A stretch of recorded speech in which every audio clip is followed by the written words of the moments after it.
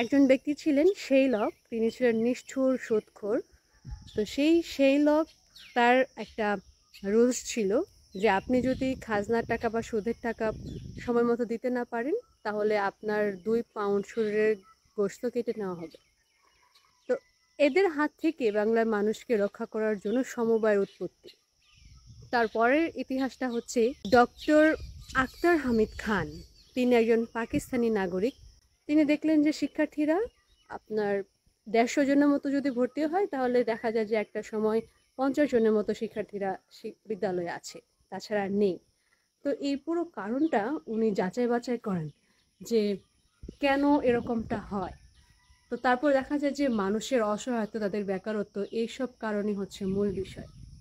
উনি এসব বিষয়গুলো রিসার্চ করেন। তারপরে উনি গ্রামে গ্রামে যান এবং মানুষদের জনজীবন উন্নয়নের জন্য উনি যে ভূমিকাগুলো রাখেন তার কিছু সংখ্যক হচ্ছে গোমতী নদীতে বাঁধ দেওয়া, কৃষি জমিতে লাইন লাইন সিরিয়ালি যে চাষাবাদ করতে হবে, সেচ দান, এই জিনিসগুলা তিনি উদ্ভাবন করেন এবং তার ফলে সবুজ বিপ্লব ঘটে এবং এই এরিয়ার মানুষজনের জনজীবন খুবই উন্নয়ন হয়, শিক্ষার ক্ষেত্রে অর্থনৈতিক উন্নয়নও ঘটে। এই যে সমবায় এরিয়াটা, এই এরিয়াতেই তিনি মানুষদেরকে প্রশিক্ষণ দিতেন এবং ওনারা মাঠে ঘাটে গিয়ে কাজ করত। আর আমি এখানে এসেছি ব্যবস্থাপনা ও নিরীক্ষা এই বিষয়ে 5 দিনব্যাপী প্রশিক্ষণে।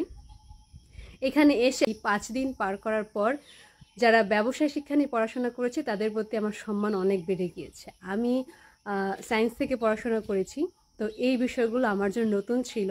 ব্যাংকিং ব্যবস্থাপনা, হিসাব, বিভিন্ন ব্যালেন্স শিট করা, ডেবিট ক্রেডিট, ক্রিটিক্যাল বিষয়গুলো যে এখন আমি বুঝি, বিষয়টা আসলে আমার জন্য খুবই মজার ছিল। এই দুইটা এরিয়া সৌন্দর্য, মনোরম পাহাড় ঘুরে দেখা হচ্ছে। আমি আসলে মুগ্ধ। এই যে ফুল হাতে নিয়ে কানে নিয়ে গেঁথে বসে আছি, খুবই অসাধারণ। তো সব মিলে কুমিল্লা শহরটা খুব ভালো লেগেছে, খুবই অসাধারণ ছিল। আশা করি আবারও কোনো এক সময় আসা হবে, কথা হবে ইনশাল্লাহ।